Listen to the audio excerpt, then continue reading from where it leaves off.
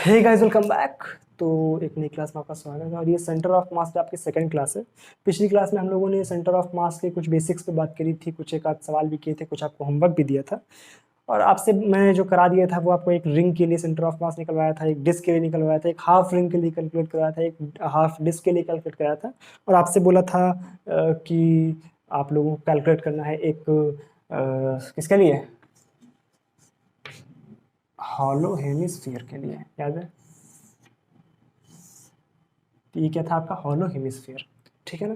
और मैंने बोला था आपको इसके लिए क्या करना है, सेंटर ऑफ मास कैलकुलेट करना है। ठीक भाई, कोई दिक्कत नहीं, चलो कर देते हैं बात, ठीक है ना। मान लो इसकी रेडियस आर है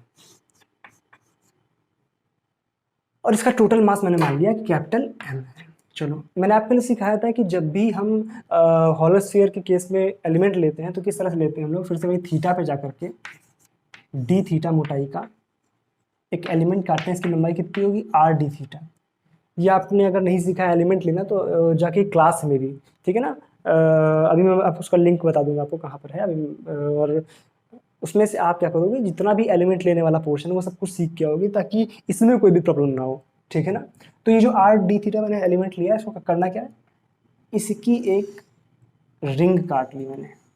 किस तरह से, एक किसी भी थीटा पर गए, वहां से देखो ऐसे गए, थीटा पर जाके डी थीटा मोटाई का एक रिंग काटा, सॉरी सॉरी एलिमेंट काटा। उस एलिमेंट को अगर पूरे गोले पर अपन घुमा देंगे इसे करके तो एक रिंग बन जाएगी। समझ रहे हो ना। इसका ऊपर अपर व्यू देखो इस तरह से, ये ऊपर से देख रहे हैं हम लोग, ठीक है ना। तो किसी एक थीटा पर आके हम लोगों ने इस तरह का एक एलिमेंट लिया होगा।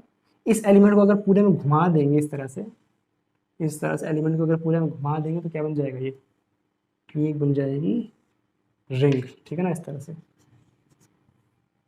ठीक, तो इस रिंग की रेडियस कहाँ होगी, ये होगी इसकी रेडियस, ये। ठीक, तो इसकी रेडियस निकालने के लिए क्या करेंगे अपन, ये थीटा है, ये आर है, इसको इधर लिख लेते हैं आर को, ये आर है। तो ये दूरी कितनी हो जाएगी यहाँ से यहाँ तक की, क्योंकि आर कॉस थीटा, ठीक है ना, यहाँ से यहाँ तक की। और ये दूरी कितनी होगी, आर साइन थीटा। क्लियर है। अब देखो, जब भी हमें इसका सेंटर ऑफ मास निकालना होगा तो फर्स्ट ऑफ ऑल इसका छोटा सा मास निकाल लेते हैं। जो ये रिंग बनी है इसका छोटा सा मास किस तरह से निकालेंगे, DM is equal to total mass कितना है, एम।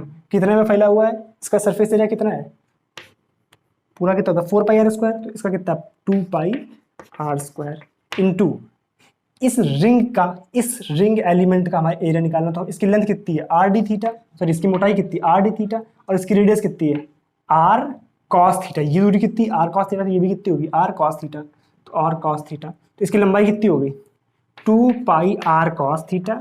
ये तो होगा इसकी लंबाई, और मोटाई कितनी है, आर डी थीटा। ये हो गया इसका मास का एलिमेंट। हमें क्या निकालना, centre of mass. Centre of mass कहीं बीच में लाई कर रहा होगा, वाई एक्सेस पे, ठीक है ना, क्योंकि वाई एक्सेस के अबाउट सिमेट्रिक है ये, ठीक है। तो वाई सी यू जब हम निकालेंगे तो क्या आ जाएगा, इंटीग्रेशन, इंटीग्रेशन क्या चीज, DM into Y by integration DM. याद सिखाया था। यहाँ पे वाई क्या है, वाई है इस डीएम मास के सेंटर ऑफ मास की डिस्टेंस ओरिजिन से, ठीक है ना। तो इसकी डिस्टेंस निकालो, क्या आ जाएगा हमारा, वाई सी एम आ जाएगा हमारे पास, इंटीग्रेशन डीएम, डीएम की वैल्यू कितनी, यहाँ से कुछ कट रहा है, 2 पाई ने 2 पाई को मार दिया, एक आर से एक आर ये गया, दूसरे आर से दूसरे आर ये गया, क्या बचा, M cos theta D theta, correct है ना। और वाई, वाई कितना है हमारे पास, आर साइन थीटा। ये दूरी कितनी है यहाँ से यहाँ तक की, आर साइन थीटा। क्या आ जाएगा, एम और R sine theta cos theta into D theta upon total बड़ा एम से एम कैंसिल आउट। थीटा की लिमिट कहाँ से कहाँ तक, थीटा की लिमिट ले सकते हैं हम 0 से पाई/2, 0 से पाई/2। तो देखो इधर मैंने अगर सोची यहाँ पर एलिमेंट लिया तो इस वाले एलिमेंट की वजह से ये रिंग कवर हो रही है, उसका देखो यहाँ पर एलिमेंट लिया मैंने तो इसकी वजह से ये भी तो पार्ट कवर हो रहा है, यहाँ पर कोई एक एलिमेंट लूंगा तो उसकी वजह से इधर का पार्ट भी तो कवर होगा। तो जितना पार्ट मैं इधर लेता जाऊंगा उसकी वजह से इधर वाला पार्ट ऑटोमेटिक कवर हो रहा है। इसका मतलब क्या है, हमें इधर एलिमेंट लेने की जरूरत ही नहीं है, यानी इधर से यहाँ तक एलिमेंट लेंगे उधर में ही काम हो जाएगा। इसका मतलब लिमिट कहाँ से कहाँ तक, 0 से पाई/2 तक। सॉल्व कर लो इसको, वाई सी एम कितना आ जाएगा, यहाँ से वाई सी एम आ जाएगा, आर बाहर निकाल लो, 2 का ऊपर नीचे मल्टीप्लाई करा लो ताकि 2 साइन थीटा कॉस थीटा का फॉर्मूला बन जाए। r/2 बाहर कर लो, अंदर बचेगा 2 साइन थीटा कॉस थीटा, यानी साइन 2 थीटा, और साइन 2 थीटा का इंटीग्रेशन हो जाएगा कॉस 2 थीटा/2 माइनस का, ठीक है ना, 0 से पाई/2। कर दो सॉल्व, क्या आ गया यहाँ से, इसकी वैल्यू आ जाएगी हमारे पास r/4 into cos two theta में जब पहले जीरो रखेंगे क्योंकि माइनस लगा हुआ है तो कॉस जीरो की वैल्यू हो जाएगी 1 माइनस ये हो जाएगा कॉस पाई की वैल्यू हो जाएगी -+1 यानी हो जाएगा 2 यानी बचेगा तुम्हारा r/2। करेक्ट है, कोई दिक्कत इसमें, बता रहा उसको। तो ये बात हो गई हमारी हॉलो स्फीयर की, हॉलो हेमिस्फीयर की। अब हम बात करेंगे सॉलिड हेमिस्फीयर की। किसकी? Solid hemisphere. देखो ध्यान से, सॉलिड हेमिस्फीयर में अपन क्या करेंगे, देखो इधर ये हमारे पास सॉरी हेमिस्फीयर है, देखो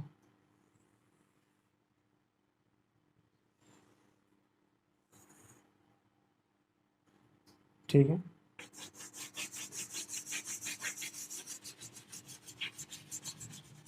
सॉलिड हेमिस्फीयर बन गया, ठीक है। देखो मान लो इसकी रेडियस कितनी है r, और इसका मास कितना है m, टोटल मास कितना है m, ठीक, कोई दिक्कत नहीं। इसकी चार्ज अपन रो मान लेंगे, मानते रहेंगे, उसमें कोई दिक्कत नहीं है। करने का तरीका क्या है, इसमें एलिमेंट किस तरह से लेंगे याद करो, मैंने सिखाया था आपको कि किसी भी x पर जाके dx मोटाई की एक रिंग काट लो, क्या काट लो, रिंग काट लो, ये dx मोटाई की रिंग हो गई। ऐसे आलू की तरह काटो, आलू भक्क से काटोगे तो क्या बचेगा, ऊपर रिंग की तरह दिखाई देगा, सॉरी डिस्क, एक डिस्क की तरह दिखाई देगा ना, पूरा सरफेस बिल्कुल एकदम प्लेन सा सरफेस डिस्क की तरह दिखाई देगा। आप एक्स पे जाके dx मोटाई की एक आप डिस्क काट लो, ठीक है ना। तो इस dx को, ये मान लो dx है, ठीक है ना, तो इसकी रेडियस कितनी होगी, ये जो रेडियस होगी इसकी यहाँ से यहाँ तक की, ये देखो ये r है तो ये भी r होगा, और ये r है, ये x है, तो ये दूरी कितनी आ जाएगी आपकी, अंडर रूट के अंदर r² माइनस x²। इसमें कोई दिक्कत, ठीक है। इसकी रेडियस कितनी, इतनी है। अब इसका छोटा सा मास निकाल लेते हैं dm मास कितना आएगा इसका, टोटल मास कितना है m, पूरा वॉल्यूम कितना है इसका 4/3πr³ पूरे का होता तो इसका कितना हो जाएगा 2/3πr³, 2/3πr³ इंटू इस डिस्क का वॉल्यूम कितना है, पहले हम लोग जो डिस्क है उसका एरिया लिखेंगे, डिस्क का एरिया कितना होता है πr², r कितना है ये r², रूट हट जाएगा, सिर्फ स्क्वायर करेंगे, इंटू इसकी मोटाई dx।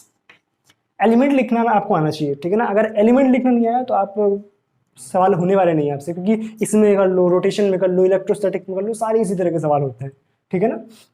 तो एलिमेंट लेने वाली क्लास जरूर देख लेना, ठीक है। चलो इसका हम लिखते हैं अब centre of mass. Centre of mass कितना लिखेंगे, वाई एक्सेस पे ही होगा, ठीक है ना। वाई सी वन किस तरह से लिखेंगे, इंटीग्रेशन dm इंटू वाई की वैल्यू कितनी है ऐसे, ये दूरी कितनी है x अपॉन इंटीग्रेशन dm, ठीक भाई कोई दिक्कत नहीं, आ जाओ लिख लो। कुछ कट रहा है क्या, पाई से पाई कट गया, और कुछ कटा नहीं कटा, 3m/2r³, ठीक है ना, 3m/2r³ बाहर कर लो, अंदर क्या बचा, एक x है, ये x का अंदर मल्टीप्लाई करा दो, r² x minus x³ into dx upon m, m ने m को मार दिया, यहाँ क्या आ गया, x की लिमिट 0 से r, 0 से r, इसमें कोई दिक्कत नहीं, चलो ठीक है। कुछ मैंने गड़बड़ तो नहीं करी है ना, एक बार कैलकुलेशन चेक कर लेना ज़रूर, क्योंकि अक्सर थोड़ी लंबी कैलकुलेशन में प्रॉब्लम हो जाती है, ठीक है ना। कुछ भी नहीं, सब सही है, ठीक है। चलो आगे, 3/2r³, ठीक है, ओके। इसका इंटीग्रेशन करो, r² x का करेंगे तो हो जाएगा, r² तो कांस्टेंट है, x का हो जाएगा x²/2, तो r² x²/2, x के ऊपर करेंगे तो आ जाएगा x⁴/4, करेक्ट है। लिमिट कहाँ से कहाँ तक, 0 से r तक, सॉल्व कर लो। ये आ जाएगा आपका r रखोगे तो हो जाएगा r⁴/2, r⁴/4 यानी बचेगा 3/2r³ into r⁴/2 minus r⁴/4, ये आ गया 2/8, ठीक है ना, 2/8 r⁴, इसको अपन इधर कहीं लिख लेते हैं। तो YCM आ गया आपके पास, कितना आ गया वहाँ से, 3/2r³ इंटू r⁴ इंटू 2/8, 2 से 2 कैंसिल आउट हो गया, यहाँ 3r से 1r बचा, कितना आ गया 3/8r, 3r/8। ये आ गया हमारा सॉलिड स्फीयर के लिए, सॉरी सॉलिड हेमिस्फीयर के लिए सेंटर ऑफ मास का फॉर्मूला। आई होप यहाँ तक की सारी बातें आपको क्लियर हो गई होंगी। तो हम लोगों ने आज क्या कर लिया, एक हॉलो हेमिस्फीयर और दूसरा क्या किया हमने, सॉलिड हेमिस्फीयर। इसमें कोई दिक्कत हो तो बताओ, पहले इसको नोट करो। तो आई होप आज की क्लास आपको अच्छी लगी होगी। अब मिलते हैं अगली क्लास में। अगली क्लास में हम लोग कुछ और बातें करेंगे, ठीक है ना। तो इसमें कोई दिक्कत हो आप कमेंट सेक्शन में जरूर लिखना, ठीक है। चलो मिलते हैं अगली क्लास में, तब तक के लिए thank you so much, bye bye.